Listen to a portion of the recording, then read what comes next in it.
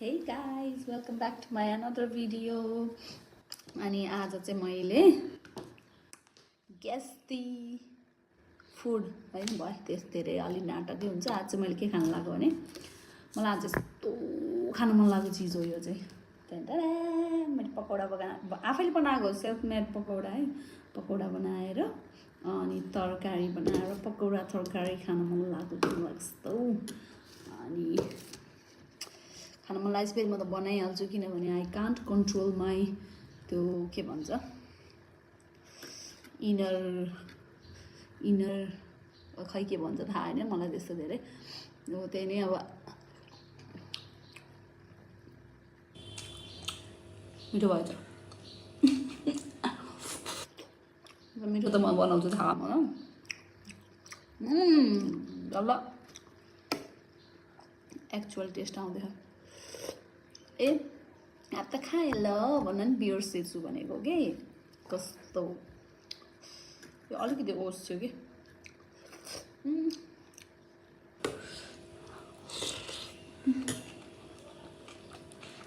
पकौडा र तरकारी झन् बबाल हुन्छ। पकौडा सरी पकौडा तरकारी सरी समोसा र तरकारी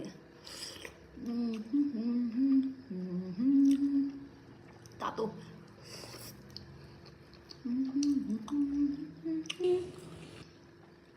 अलि बसेछ किन तर जे भए पनि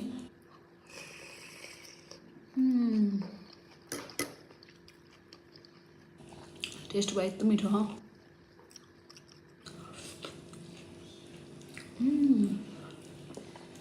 बन्दा अनि प्याज हालेर बनाएको हो यो पकौडा मैले। जाँगर त फेरि खतरा लाउँछु कि म खानु पऱ्यो भने। आफूलाई खान इन्ट्रेस्ट भयो भने चाहिँ मेरो जाँगर चाहिँ दौडी दौडी आउँछ क्या। अरूको के हुन्छ थाहा होइन, मेरो चाहिँ यस्तै हो। अनि फेरि पकौडा यसरी खानु भने मलाई यसरी भिजाएर खानु मनपर्छ। समोसा पनि त्यस्तै टक्क भिजाउने। अलिक बाक्लो भएछ कि बनाउन अलि आएन मलाई। तर जे भए पनि त्यस्तो विधि फिटिकै नआउने नि होइन।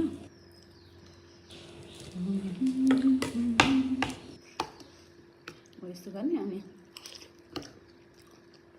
त्यसरी खाने। तरकारीमा चाट मसला हाल्ने।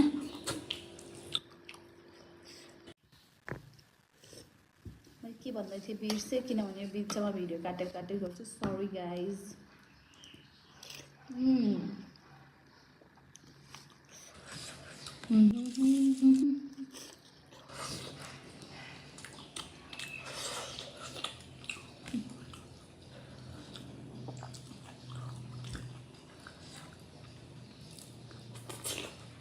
यो हामीले कलेज पढ्दा खाइन्थ्यो क्या। मास्टर्स पढ्न गयो कलेजमा। सुरुमा त इभिनिङ क्लास थियो होइन, पछि मर्निङमा सार्यो सेकेन्ड सेमेस्टरदेखि। बिहान पढ्न जान उठ्न यस्तो गाह्रो लाग्ने, कहिले जाने कहिले नजाने। अनि जहिले गएँ त्यो दिन चाहिँ फर्स्ट पिरियड पढ्ने गरी कहिले पनि नजाने, जहिले सेकेन्ड पिरियड पढ्ने, थर्ड पिरियडलाई जाने। गयो एक पिरियड पढ्यो। अब मर्निङ क्लास हुने भएपछि त खाजाहरू बनाउँछ नि त। अन्त त्यो टाप क्यान्टिन जाने अनि क्यान्टिनमा बसेर खाजा खाने। खाजा भने पकौडा समोसा तरकारी खाने। धेरै जस्तो चाहिँ पकौडा खान्थ्यौँ समोसा भन्दा नि। पकौडा तरकारी पकौडा अचार कहिलेकाहीँ पकौडा समोसा तरकारी गरेर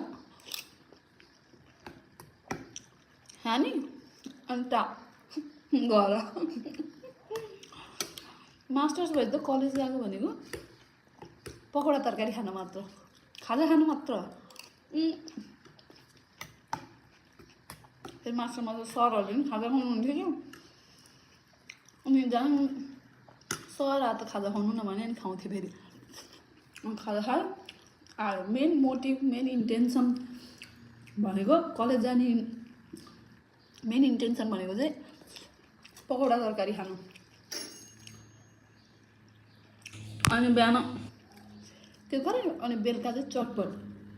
सधैँ काममा गएँ, कामबाट सिधै अनि घर फर्किने बेलामा चटपट खाएर आउने। मलाई फेरि चटपट खाएपछि पानी पनि चाहिन्छ, चटपट मात्र हुँदैन।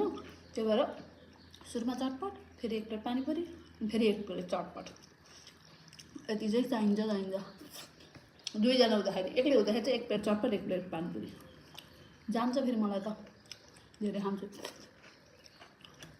अनि त्यहाँबाट नि बल्ल घर आउने। घर आएपछि खाना रुच्थेन, अनि गाली खाने हाम्रो माताजीले कराई बक्सिन्थ्यो।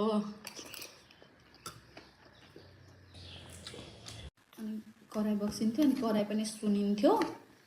अनि त्यसपछि अनि त्यो दिनदिनै त्यस्तो खाएपछि त पेटलाई असर गर्छ नि त। अनि ग्यास्ट्रिक बढ्थ्यो, अनि ग्यास्ट्रिक बढ्थ्यो। जुन दिन ग्यास्ट्रिक बढ्छ अनि होलीदेखि त म के पनि खान्न, कहिले नि खान्न अबदेखि भन्यो होइन।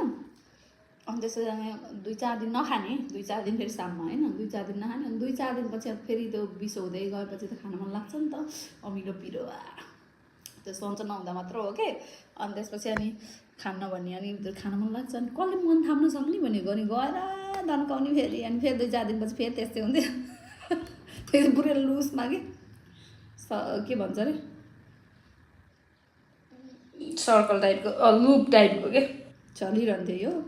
अनि जुन दिन दुखेर मर्ने बेला हुन्थ्यो अनि नखाने भने बस्यो। सक्यो पकौडा।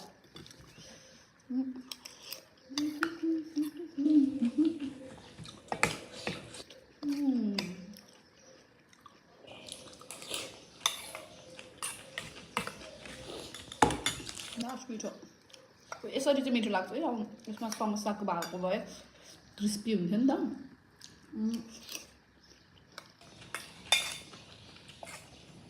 मिक्स गरेर खानु।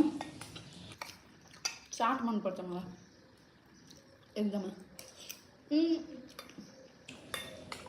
सिम्पल सादा चाट हुन्छ नि, त्यो उहरू नहालेको, के अरे त्यो गुलियो चिजहरू। गुलियो चिज हाले पनि मनपर्छ पर त, त्यति भयो नि सादा जस्तो अलि हुन्न नि त। चाट मसला हाल्ने, अनि खुर्सानी प्याज यति धेरै हाल्ने, अनि त्यसपछि तरकारी समोसा हाल्ने, अनि दही हाल्ने।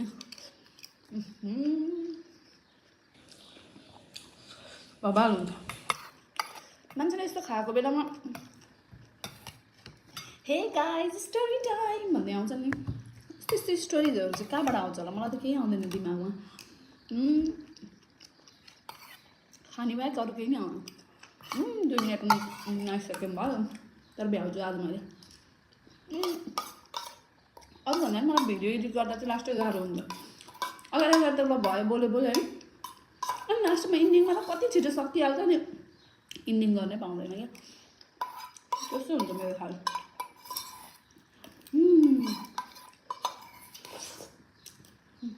सक्यो, तर कस्तो मिठो भयो।